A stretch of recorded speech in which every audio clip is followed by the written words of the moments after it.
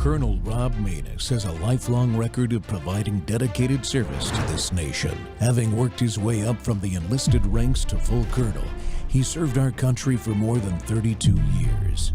He has served as a bomber squadron commander, bomb disposal technician, Joint Chiefs of Staff Operations Officer, assisted the National Security Team with the campaign plan for the global war on terrorism. He authored the first theater nuclear war plan and served as the Vice Commander of America's largest airborne intelligence wing. Colonel Rob Maness is a true American hero.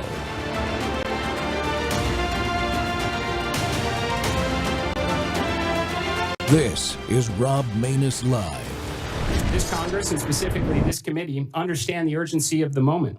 Jared Isaacman, President Donald Trump's nominee to lead NASA, faced his second Senate confirmation hearing on Wednesday. In his opening remarks, the billionaire and private astronaut warned senators of the consequences of falling behind China in a new race to the moon. This is not the time for delay, but a time for action. Because if we fall behind, if we make a mistake, we may never catch up, and the consequences could shift the balance of power here on Earth. Republican Senator Ted Cruz, the chair of the Senate Commerce Committee that oversees NASA, sought assurances from Isaacman that he would prioritize returning astronauts to the moon. We cannot lose the moon and lose the race to the moon to China. Isaacman made his fortune in e-commerce and payment processing technology. He has flown to orbit twice on all private astronaut missions as a customer and collaborator with Elon Musk's SpaceX. On Wednesday, he rejected notions that he is a close friend of Musk, someone who advocated for his nomination. Here's Democratic Senator Ed Markey. Was Elon Musk in the room when President Trump offered you the job? Senator, my interview, my conversations with the president, and there were dozens of people moving in and out of the room, and I don't think it's fair to bring any of them into this matter. So you once again, you're refusing to tell us whether Elon Musk was in the room that day. Trump first nominated Isaacman to head NASA last December, but then withdrew his nomination in May after a falling out with Musk. He was renominated by Trump in November. If confirmed to the post, Isaacman would oversee some 14,000 employees and a roughly $25 billion budget that the Trump administration has proposed cutting by 25% for 2026. Welcome back to Truth Thursday, folks. The Rob Maness Show's live on Worldview Tube and our X Spaces simulcast. Well, we are already living America's 21st century spacefaring future, and that future is bright and very exciting, as you just heard. Elon Musk said, and I quote, "It's time to go forth, become a star-faring civilization, be out there among the stars, and expand the scope and scale of human consciousness," close quote. And paraphrasing him, he also said something to the effect that for human civilization to survive and guarantee that survival, we have to become a multi-planetary species, and we are on our way to do just that.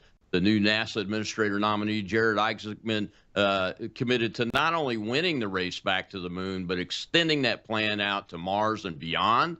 It's not only a civilizational imperative, though, but a national security priority for us to be standing on the moon, greeting Chinese astronauts when they eventually get there, and they will. Isaacman also proved he's the man for the job with his innovative ideas on nuclear space propulsion. That's really close to my heart because I'm a big fan of that and an advocate for it. And restructuring NASA's role in the space capability effort, more closely partnering with commercial industry in order to do what? Win. To win. Because when America wins, freedom wins, and the ability to do these big things, it becomes more guaranteed. Mr. Isaacman just went through this second committee hearing, as you just heard, where he was voted out of committee for a floor vote, and my guest today was there at Mr. Isaacman's personal invitation. Sean Mahoney is a seasoned leader in the space industry, having served as CEO of Maness Space Systems and holding various leadership roles in industry groups. He's rejoined the Space Frontier Foundation board in 2022, and he brings his expertise in entrepreneurship and organizational growth to support the foundation's mission as the board chair. Sean, welcome to the Rob Maness Show. My pleasure, Colonel. Good to be here. And I got to tell you, the first time I heard that quote about the impact of what it is we're doing in space, I was driving and I was new into the industry, and I'm like, I need to pull over because that really puts everything into a context. And it's the thing I think about. Not every day is sunshine and roses, and being able to put the work that we're doing into that larger context for all of humanity really carries some weight. But thanks for having me here, and glad to talk about the upcoming Administrator Isaacman and what's going to be happening on the moon and beyond. Yeah, I'm excited about it. I think, Jay, I think Mr. Isaacman is the first civilian astronaut to hold a senior leadership role, maybe even any senior leadership role in the NASA organization itself. So I'm very excited about that. And look, I spent 32 and a half years of my life in the military and the government. So people might think that's kind of strange for me to say that, but that's because I have seen why the government is good at some things, very few, but some things, but not good at most things. Yeah, the challenge there for the NASA administrator, and I've been around long enough to see a few come through. Being able to lead the organization, I think, is even more important than their technical acumen or their big ideas. That leadership of the workforce, not only of the direct NASA workforce, but also of the larger aerospace workforce, is really important. So I'm really looking forward to it. Yeah, Sean, from your perspective, you were at the hearing and everything. What really stood out the most to you about what he talked about and his responses to some kind of tough questions sometimes? Well, number one, he was unflappable. Like, there were some questions that tried to pin him down, and he seemed to be able to have good, clear answers without waffling. But he also didn't seem to fall prey to the trap. So he was, whether that is acumen or preparation or both, he was able to articulate what those things are that he sees that the agency needs to do, and also able to, voice his support for the direction that Congress and the White House are both going to be giving to that NASA administrator. So I think he did really well. I mean, I don't think there's anyone else that has had to go through doing two hearings for the same position, but it was clear that he has an interest and a passion. And to be honest with you, I thought after the first round he was going to be like, "Great, thanks. I got a great story to tell." But the fact that he stuck with it and came back around really spoke volumes. Yeah, I'm not sure if that's ever happened in history before, where a nominee was withdrawn and then renominated. It's weird. Not surprisingly, things are weird, and in space, things are weird a lot. Even this was weird. So. Yeah. So you've been in the industry a while now too. You're a leader in the space industry as the chair of the board for the Space Frontier Foundation and everything. From your perspective, how do you view the balance between commercial space industry and the forward-leaning vision that we need from NASA now, as opposed to what it's been in the past? And it's got a long and storied and not primarily successful history, but having been around government organizations before for a long time, they don't always get better, and we've seen that with NASA over time at times now. I sense, and I hear it from Mr. Isaacman, and I hear it from other leaders in the industry, that we have a horizon coming at us that we need to be prepared to go beyond, and leaving NASA exactly the same as it is not what's going to make us win in the space. Yeah. And the industry we have today has come largely because people made decisions that they thought were advocating a virtuous position. So I don't think there's people twirling their mustache. The fact of the matter is, space development was really cool and really innovative, and then it was saddled with the need to do operation, and that juxtaposition of pushing and testing versus putting up national assets that you're not risking a satellite that you spent a lot of taxpayer dollars on and spent a lot of years developing. That tension, it drove U.S. launch out of the country for many years. And people don't even necessarily even know that. But fortunately, while there have been other billionaires that have tried to introduce launch and tried to break the cycle, it was now the work of the team that did Commercial Crew that said, you know what? In order for NASA to keep doing things that are at the edge, we've got to get the routine things to be done by people who are good at process and routine. And that's where SpaceX really was able to come in. They did things that others can't or won't, and was able to show that they can innovate and still deliver both. And that really has changed the game. So there's a lot of, our organization is one that originally coined the term new space. And then there was well, does that mean everything else is old space? There's different models to go about getting access to space. And it shouldn't be one model for all of them. So what we really need is NASA, the government. Government should be taking care of things where there's not any immediate market for financial return.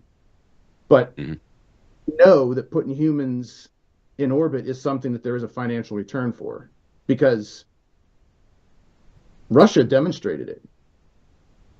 Russia had the ability. You could buy many of the initial private astronauts. Paid Russia to go, because the U.S. didn't even have that capability. Now you can fly on a American-made SpaceX rocket, but for many years, people were driven out of this country to go spend your money somewhere else. And fortunately, now things are coming back around. And really, it's just getting rid of the last vestiges of, oh, well, the government needs to do it. Right? It's going to be done well, the government. Yeah, and I get it. We look to the Apollo program, we think, hey, wasn't that great? But the model shouldn't be looking at the Apollo program. It should be looking at the arsenal of democracy. That's the model that we need, the engagement of the free enterprise to unlock all of this value. What do you mean by looking at the arsenal of democracy before we get to our first break? Sure. The idea, what happened with the arsenal of democracy in World War II was that it was industry leaders who went out and said, there's going to be, we're going to need you to change your production line. It was not government mandated control. It was government contracts and then private industry lining up and saying, yes, sign us up. We'll do a piece of this work. But it was not a top-down government said, this factory is going to make that and this factory is going to make something else. And that was in the, evaluation afterwards, that was one of the huge differentiators that the United States had versus, German production was still controlled from the top and they couldn't keep up with us. So that's the sort of thing to see Liberty ships to space. I wanted to hear somebody that's not a military guy say that, because I harp on that all the time, my friend and Sean, and that is that we won World War II not because we had a large military industrial complex capable of producing weapons, but because we had a broad, deep, and innovative civilian manufacturing base led by innovators that didn't really care about the rules for the most part, and knew how to get it done. And that's where we started. And that's what I'm concerned about now. And one of the things I'm hoping that we can take advantage of from this new focus on space, on the commercial side especially, is that we now reestablish a manufacturing base, a civilian manufacturing base, like Elon Musk has done with SpaceX. And I know he's got a lot of government contracts and those kind of things, but it's primarily civilian manufacturing base, and that we need 150 or 200 of those types of manufacturing capabilities across the technological spectrum again, in order to really say, hey, we're back. And we can get this done, whatever this is. And in this case, we're talking about, spacefaring nation and eventually a star-faring nation. Well, Sean, we got to take a commercial break. When we come back, we'll see another little clip, and it's about the moon race. And I want to dive into the national security aspects of that with you and get your perspective and what you think Jared's perspective is. You'll see Senator Cruz again this time talking about posters or something. We'll be right back with Sean Mahoney, Space Frontier Foundation.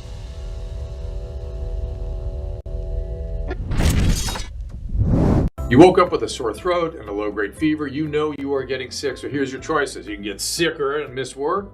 Try to see a doctor this week or sit hours in a crowded waiting room at urgent care. I have a smarter option for you. Open your medical emergency kit.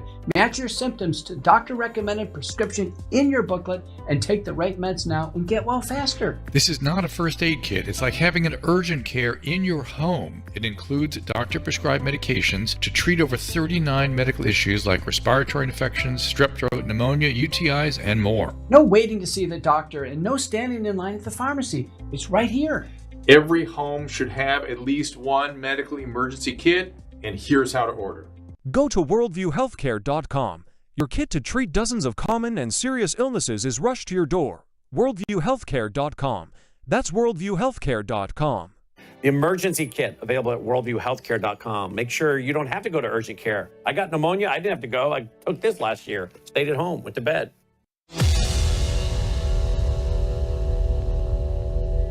So do we have your commitment that you will not allow the scenario on the right on this poster to happen, that China will not beat us to the moon, that one of these heroes sitting in this room will, as a father of two daughters, I'm particularly excited that Artemis is committed. It will be a her. The first woman will step foot on the moon, and she will be an American astronaut. Do we have your commitment that we will win the race to the moon and China will not beat us? Senator, I only see the left-hand portion of that poster.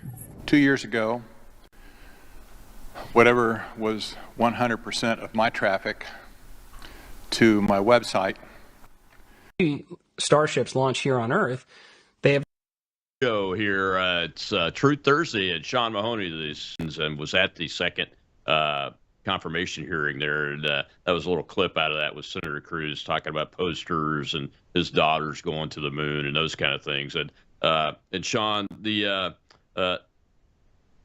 Isaacman's responses, I think, were very strong. I appreciated that he recognizes the national security priorities issue of this. But I got to tell you, this Artemis system that NASA has been tasked to field, I think it's like, I don't know if this is exact numbers or not, but around $4 billion a launch. $4 billion a launch. I mean, I'm not an expert on this, but can't Musk do that a lot cheaper? Yes. And not just Musk, but a commercial version can definitely do things cheaper. I'll put an asterisk on, Senator Cruz saying we cannot lose the moon. That was in the first clip. It was in this clip. Yeah. That is not about just who gets there next and plants the flag. I absolutely agree. We cannot afford, we don't want to live in a world where we've lost the moon, but it's not just through the tape and we're done. It is about what we're going to do on the moon repeatedly. And if we're just going to go to and then pack it up and come back a few years later, that is not going to win. And so I agree, and I'm hopeful. Senator Cruz has been a supporter of space, and I want to see him be a supporter of not just getting to, but really succeeding on the moon. And I can speak with a little bit of authority. I was one of the companies I worked with had one of those contracts for delivering things to the moon. So I know that there is potential, and I also know that there's an awful lot of unknowns, but the way to get there is by unleashing the power of free enterprise, not by mandating and controlling things from the top. Yeah, that's what I'm concerned about. The Artemis seems to be a program that shadows something more like the Apollo program instead of what we need, which is not a technology development and testing phase, which we've really already done the big working pieces of that. with the Apollo program. The really difficult stuff, the numbers about getting there, keeping people alive, getting down to the surface, getting off the surface, operating on the surface with even a vehicle, a wheeled vehicle, those kind of things. Those are big things that testing and development is really complete, with the exception of, the new technology pieces have to be worked out, but they have the solution sets to work with now. But what I'm talking about is an operationalized effort to not only get back to the moon, as you were talking about, but to colonize the moon. I will use that to settle the moon as another set of pioneers, because the moon has vast amounts of resources that we can exploit, and it has to be a permanent installation or a town, whatever we end up calling it, a permanent settlement there that is working, operational, and provides not only capability to bring things back and forth to the moon, but as a jumping off point to interplanetary travel and ultimately star travel, isn't it? Yeah, and the explanation of the platypus being a animal that was designed by committee, the SLS Orion, to a certain degree, this is a lot of great expertise and a lot of deep expertise went into developing a plan, but that it had to carry everything with it forward. Right? We're still, the SLS architecture is built on things that were used for the shuttle that was designed in the 70s. And so I understand the, interest in protecting some of our existing technology base, but the way to do that effectively isn't to just say, well, let's keep using that same thing. Like, look, reenactments are cool. I love going to see, a Revolutionary War reenactment, and I can learn things from it, but it doesn't mean those are the troops that I want out defending us today. So reenacting what was done for Apollo is not the sort of greatness that we need. We've got to be pushing the envelope in how we not just bring technical, but also process and business innovation to bear. Yeah. What, from a technical side, Sean, what does that look like? Now, I've looked at, I think it was the Firefly that recently landed and operated on the moon. And then I think, did it launch again and return something back? They have not yet. So our counterparts, the Chinese, landed on the far side of the moon. Right. We have not been there. And they brought something back. We haven't done that from the far side of the moon. But Firefly, this is a huge point. That is the first time that a group that was not a nation state landed on the moon. That is, and it's not easy, but it's also not the most, it's hard, but it's not needs the entire, chunk of the GDP to do that. That is a phenomenal accomplishment, and it was done very inexpensively, and that's the sort of thing that can be done repeatedly when it's that inexpensive. So there are a number of companies that are part of that CLIPS program, and so this is the term Artemis conflates a bunch of different pieces. The thing that I hear you're concerned with, and I share that concern, is the SLS rocket. Yeah, the Space Launch System with the capsule. Right. And so that is the piece that, Artemis is the overall program, and Artemis may continue. And I was a little bit surprised to see this in the president's budget request. He called in the human space flight, he said we should fly out Artemis 2 and 3 and then take the off-ramp, retire that old architecture, and for the next Artemis missions, use a different architecture. And I got to tell you, I was very surprised, pleasantly, but surprised to see that, because for many years, people didn't want to bother saying that part out loud, because the antibodies would kick in. And I'm very appreciative that President Trump was willing to say that. And push for that. Let's move to a better footing for American dominance in the space arena, so that it is the values of the Western world and of the United States that are setting the pace, and not that of a communist China. Yeah, I think you're exactly right. I think that's why Isaacman's appointment and confirmation is very important, because he represents that vision that we have to do a restructuring of what NASA does, why it operates, what it does, and how it interfaces smoothly and seamlessly with the commercial industry as the commercial industry continues to grow. I mean, I think to date we only have one commercial platform, Musk, at SpaceX, that has delivered astronauts on orbit for working purposes to the ISS, I believe. I don't know if has Bezos done it yet. I know he's put people in orbit, but but I don't think he's delivered anybody to an operational location like the ISS yet. And Musk has done that repeatedly for us. So that interface, the new interface and processes and operations of NASA interfacing with the commercial side of this is the next step. Why is it? First of all, why did China go to the dark side of the moon, do you think? What's there that's interesting? Well, if you think of it this way, if you were going to go and visit a Caribbean island, and that was the only place you had been on the planet Earth, how much could you say you had seen the whole thing?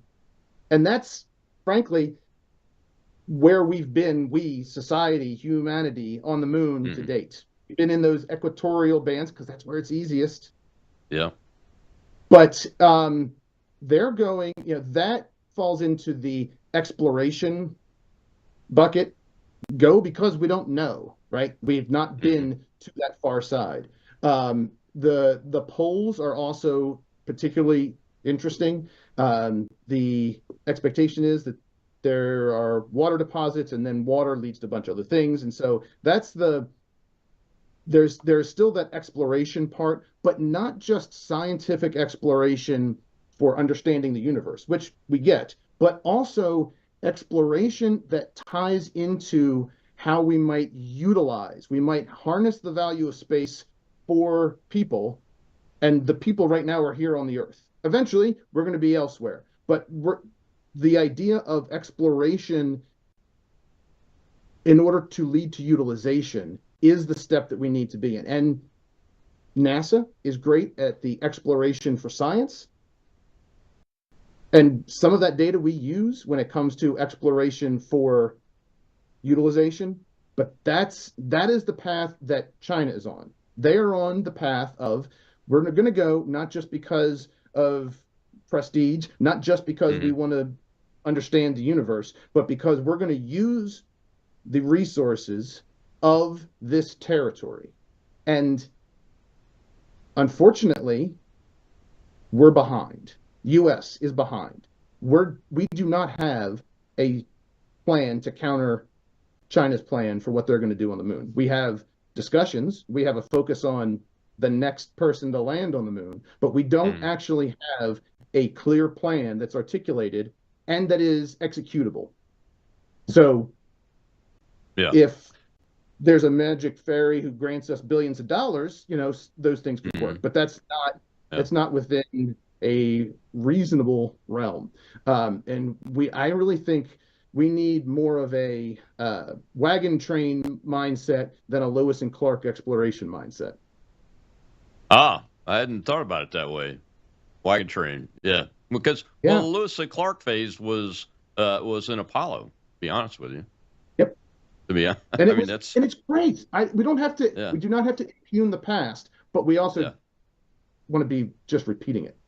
Yeah, absolutely. One of the areas I think we've got to do some work on is that area that's not sexy and not exciting, which is policy and international agreements, because I don't think our existing international space agreements fit the needs of the nations as we start converging back on the moon.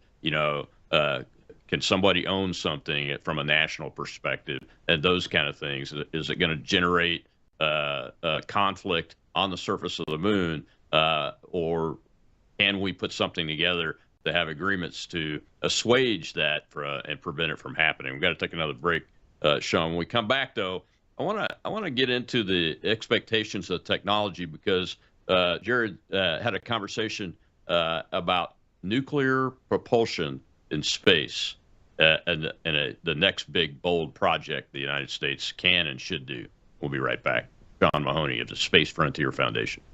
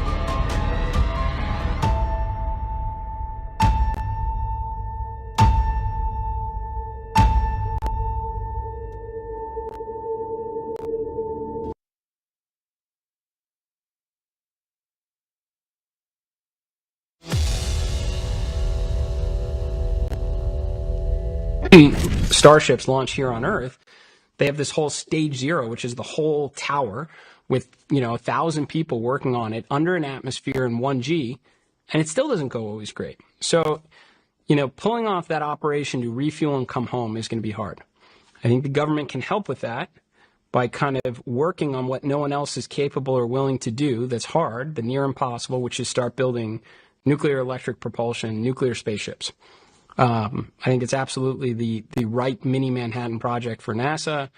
Get America underway under nuclear power in space. If you can do that, you take a lot of pressure off of the in-situ resource manufacturing.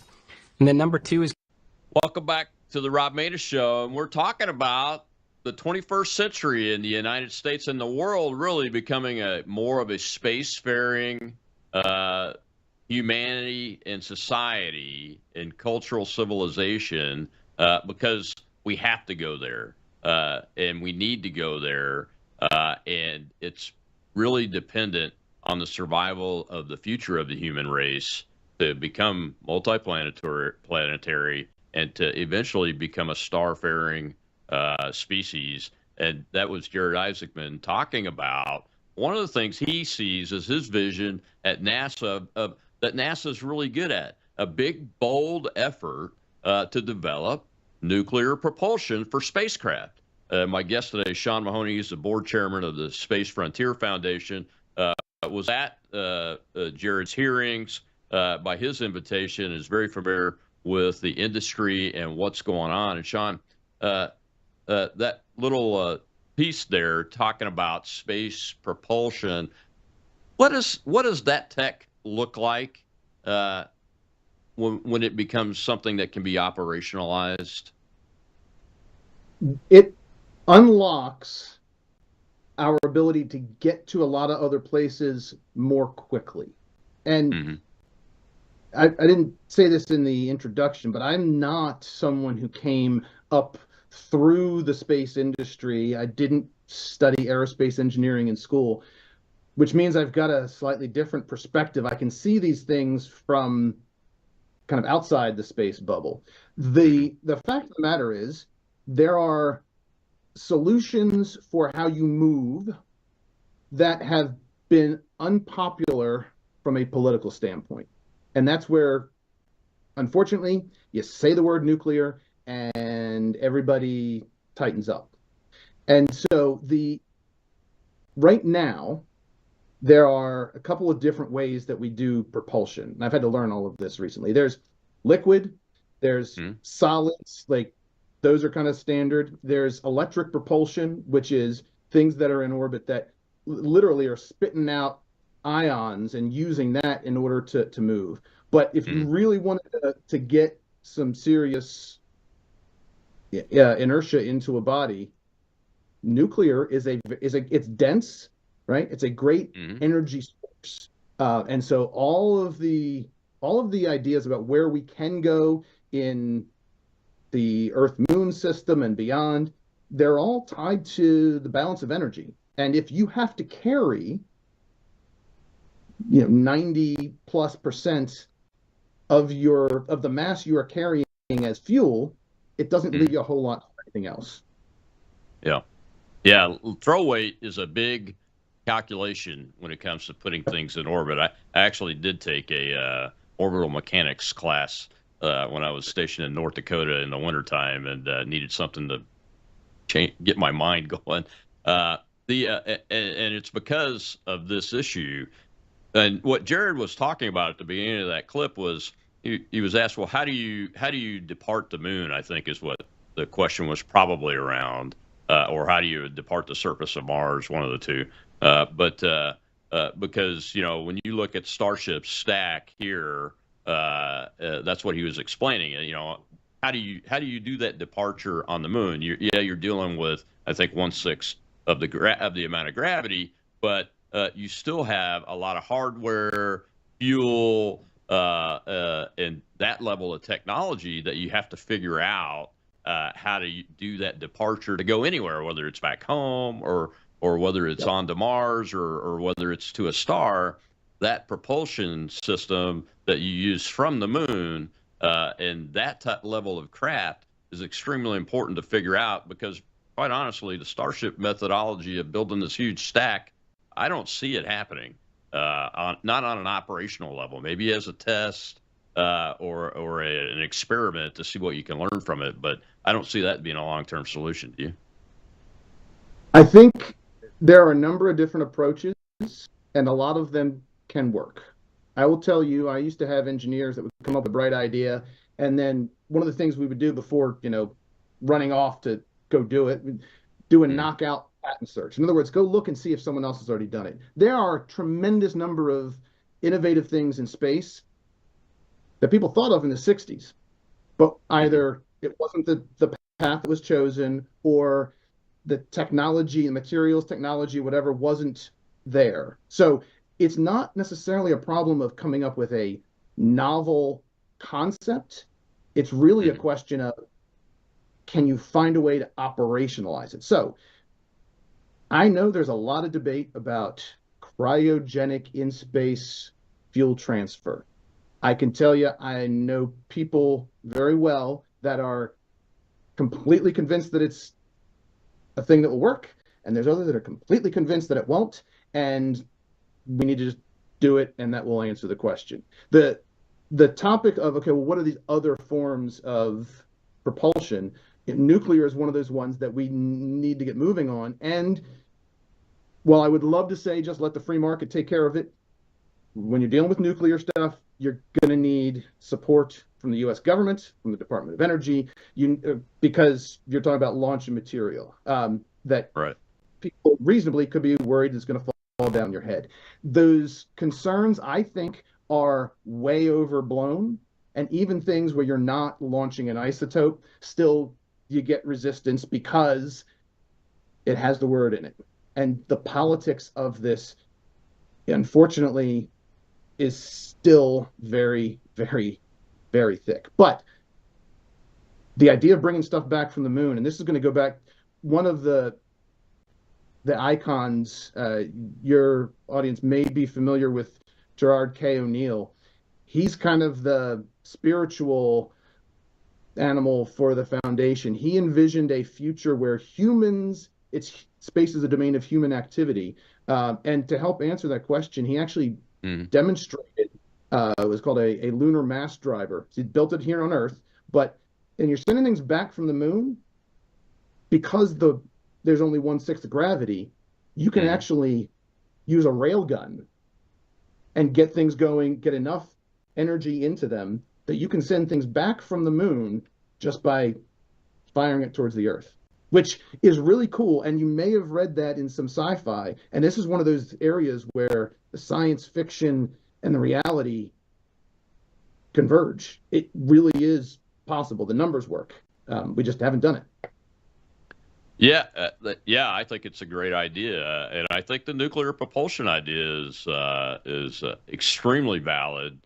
And eventually, I believe that we should get the government out of that as much as we possibly can once we get this thing developed and tested as we begin operationalizing it, because the government handcuffs, so to speak, and guardrails will probably inhibit that further operationalizing of it if we don't figure out how to do that effectively and try to minimize and mitigate the impact of needing the regulation. I understand the concerns. Look, I've been working with nuclear weapons and nuclear materials since I was 17 years old, and I've advocated in the military for microreactors on installations, and I see the Army and the Air Force are both working on that project now. This is a necessary next step in the evolution to figure this out as one of the viable forms of propulsion that doesn't require the cryo transfer, which is that's the only thing about the future, the near future of space travel that I've heard about that makes me kind of wink and go, or squint my eyes and go, I'm going to have to really look at that and see how that's going to being designed to work, whether I can be convinced it's going to be operational as an everyday thing. You know what I mean? Yeah. Hey, as long as you're willing to update your prior beliefs when there's demonstration that it can work, that's great. I gotta tell you, people used to say you can't land a rocket. You can't land a rocket. I'm like, okay, well, first of all, there was a Air Force and a NASA project that did that. DCX already did it. So don't tell me it can't be done. And I flew these smaller ones. But then once you had a demonstration, SpaceX landing that, all of a sudden people stopped saying, oh, it can't be done. And so, great, update your priors. And, our approach to getting to the moon, when SLS was chosen, that was a decade ago. There were other options that were considered. For whatever reason, people chose a government run instead of a market-based. In the 10 years since then, SLS has underperformed its expectations, and the market, the free market, has way over-delivered. So let's update our priors and just because we made a decision a couple of years ago, I'm not saying you were bad. Let's just update it and make the right decision now. Just because you made a decision 10 years ago doesn't mean you need to keep going down that path. Oh yeah, I mean, look, I was in the B-1 bomber for most of my flying career, and the B-1 was built by Rockwell, and it uses a lot of the same computer boxes and systems that the space shuttle used. So I'm very familiar with that, the concept of, hey, you got to update this stuff, because when we were told as a young officer, our team was very innovative. We said, hey, it's time to update these 64K Commodore 64 computers that at the time a Pentium chip was out, and put Pentiums in. You know what the first answer was, right? Oh, we can't do that. And now it's on, the jet's on like platform. I don't know how many versions of it is, but it's all glass cockpit, touchscreen, doing phenomenal work when America needs it to do that. Because we didn't take that for a valid answer. We kept pushing, and so did our follow-on brothers and sisters. Heritage, right? It needs to be heritage. We need to know that it'll work. Well, if you need to know that it'll work, you can't have any failure at all, then you're never going to do anything new, and you're only going to use things that are old and have been around for a while. And I got to tell you, satellite industry broke out of that, right? There's now the iPhoneization of small sats. They get the service not by making one thing that is rock solid, but by having a series of them. And you can accommodate failure of individual satellites and still be able to deliver the service. That's the same, we've got to get out of the monolithic mindset. So I agree with you 100%.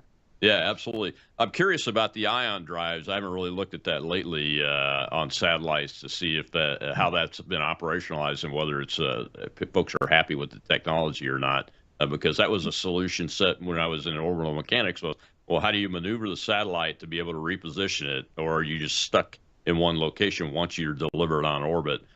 Was a solution set that we were talking about in that orbital mechanics class that I actually passed. I'm a C student in math, so but we got to take a break. When we come back, we'll spend that last segment, Sean, talking about this industry versus government, how Jared's going to help move the country and probably the globe forward, and what the role of maybe SpaceX and those types of companies will be. We'll be right back with Sean Mahoney of the Space Frontier Foundation.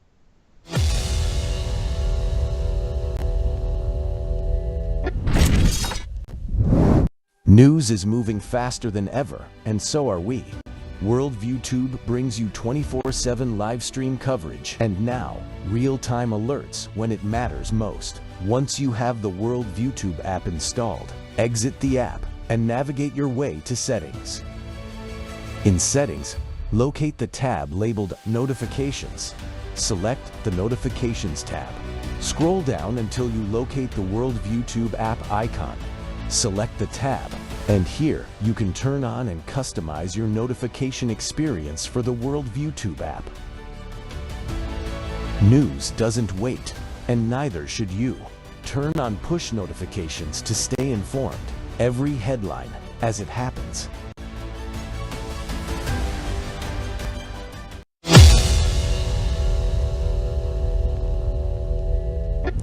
Well, Senator, this is certainly a subject that I'm pretty passionate about. I do think it's NASA's job. I believe it's funded by taxpayers to explore the near impossible in air and space. And when they arrive at a major development and that capability is mature enough to hand it off to industry where competition can drive innovation and bring down costs.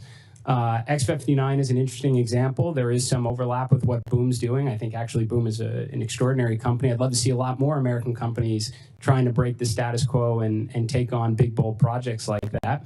I think NASA just needs a lot more X-planes, honestly. That was a really exciting one that we all had an opportunity to watch rather recently alongside the recent performance from Boom. But I'd love to see us have multiple programs that are exploring radical designs in airframe and propulsion. And when they do have those breakthroughs, not dissimilar to the 1970s, 1980s, when NASA was experimenting with fly-by-wire and thrust vectoring capabilities that have made their way in commercial aircraft as well as military aircraft like the F-22. Do you think there's a problem with Quest eventually competing against Boom? Do you think that's a potential problem? No, I would certainly hope. I'd say the whole industry, not just Boom in particular. I'd certainly hope not, Senator. I actually don't think NASA's at its best when it's doing what industry is doing, because at that point, talent would naturally probably gravitate to industry where they get the advantage of, who knows, appreciating stock options and such. I think NASA should constantly be recalibrating to work on that near impossible, what no one else is doing, which is going to attract that kind of exciting technology. It's going to attract that kind of talent to work on that exciting technology. When they figure it out, they hand it off to industry and they recalibrate to the next big, bold endeavor. I think that serves the talent, workforce, and the mission of NASA very well. Thank you. Welcome back to the Rob Maness Show. It's Truth Thursday, and we're telling some truths about the space industry and the new 21st century approach that makes the United States truly a spacefaring nation, and really the human race, a spacefaring species. And my guest today is Sean Mahoney, the board chair of the Space Frontier Foundation, who was at Mr. Isaacman's hearing. And Sean, I think Jared was touching on something that he gets it, and I think most people that have worked with or for NASA, especially in the moonshot phase, realize that what NASA's really good at and the best at is what Jared was saying. The next new thing, the big, bold thing, to work at the edge of technology, to define it, design it, build it, test it, evaluate it, and then hand it off to, now we have this space industry because of people like Elon Musk and Jeff Bezos and organizations like yours, that it can hand off that technology in a smooth and effective and coherent way rapidly now, and we can rapidly operationalize something new like that. Did I get that right? I mean, I think Jared's got the right picture. Yeah, dead on, dead on. That's exactly right. The challenge that any organization, NASA is not immune to what happens when you have an organization that has been around for a while and it has developed, it is calcified in some areas. And look, I greatly appreciate having partnered with folks at NASA. The business that I ran for over a decade depended on NASA support. I thought when I got into it that there was a commercial market. It was a little bit early. And NASA was one of those organizations, the right mindset and the right folks at NASA. A lot of times, though, those were not the mainline folks. Those were the people who were trying to figure out how to make something work around the edges. Yeah. The fact of the matter is, if you've got a program that is going to be government driven, it's going to be government priced. And if you're not, it's not just having a service be available. It is having that culture change that allows civil servants to try different approaches, to be willing to use commercially available elements in their program. If everything is mission driven, we've established where we're going and what you need to do, and everything flows directly from that, then it's really hard to deviate. If you have something that's capability driven, we want to make sure we've got capability to get to the surface of the moon. Then what can you do with it once you're there? That's a very different mindset.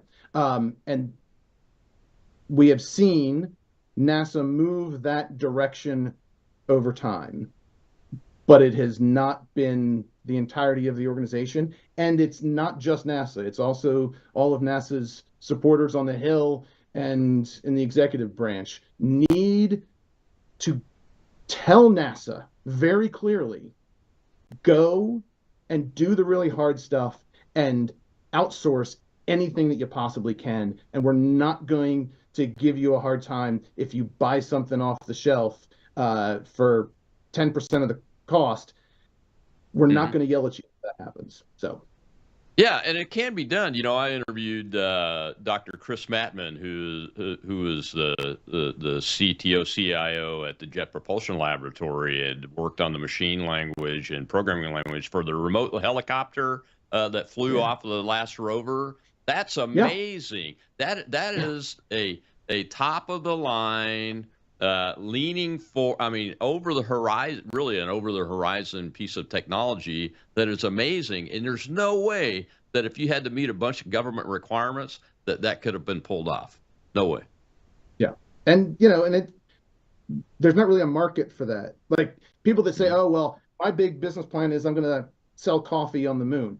Great. That is a great idea. And at some point in the future, when I'm on the moon, I bet you I'm going to be really appreciative of a good cup of coffee. What we need right now, and this is, I'm telling your audience this, but this is really talking to the space audience, is we need those businesses that are going to harness the value that space can bring and deliver it to other industries, not just space for the sake of space. And that's where you may have caught some headlines about space-based solar power. There's a lot of things that are coming up, the idea of data centers in space. There are a lot of things that have real value, like value creation today. I'm glad you brought up the space-based solar power, because I've been reading about that for decades. And at first was skeptical, but I just read the recent article. Tell folks what that really means. And how real that is, that it's coming, because I think it's coming. I was like you. I was skeptical. I was literally steered by the shoulders away from the space-based solar power people when I got into the industry. But I've updated. The big idea is, instead of having solar panels that are here, you just put them all the way up in orbit. Okay, that sounds like that's expensive. And then how do you get the power down? There's a couple different ways. The same your Wi-Fi at your house is transmitting power wirelessly. Right. So you already have that. You have DirecTV. You know what solar is. It's not new. It's not new science. It is really just a question of, can you make the numbers work? And as launch prices come down and energy prices go up, you're at that inflection point. It makes sense now to have an orbital solar array, slightly different maybe than the one that you've got, but it's not exotically different. You collect sunlight and then you send it to where it needs to go. And so it's not just power generation, but you can also do distribution. You can send power to the earth. You can set it up so that it's 24/7. Right? Solar is great as long as as long as the sun's shining. Well, the sun is always shining. It's just stuff gets in the way down here on Earth. So there are a number of companies, one that just came out of stealth yesterday, and the foundation stepped in a couple of years ago to say, hey, this is a great thing that the energy industry isn't really talking about. So we've been trying to make sure we're bringing in energy, environment, national security, diplomacy, all of those other parts of our economy to understand the value that a space-based solar world can provide. And just to rattle the saber, China's got plans on this as well. And absolutely, there's a future where China's Belt and Road stretches to power, and they're able to offer, because once they've made the investment, they're able to say, great, we can deliver you cheap power. And then they also keep their finger on the switch to turn it off if you do something they don't like. I would much prefer a open market than it be handed over to the Politburo. Oh, absolutely. I can't help but think of Nikola Tesla as we're talking about this wireless transmission of power and distribution of power. Yeah. One of the things I wanted to ask you about, though, from a NASA and industry perspective is, and because Elon is on my mind a lot when I think about space, especially, is that Elon's a developer of big, bold ideas, too.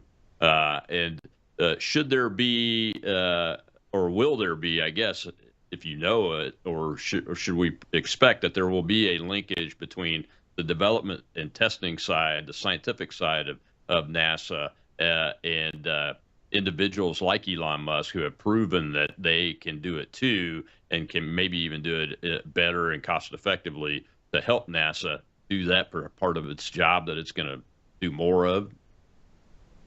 That already happens. And I'll tell you a quick story. I lost out on a program working with NASA to do some testing because they were going to come out to our facility in Mojave and we were going to build a thing and do some testing. And meanwhile, SpaceX is landing rockets and they were like, hey, we have data from what happens when you come in nozzle first. So they just sold the data to NASA. I didn't get that program, but that was the right answer. NASA could have spent millions of dollars doing all this testing, but SpaceX has the data because they're doing it.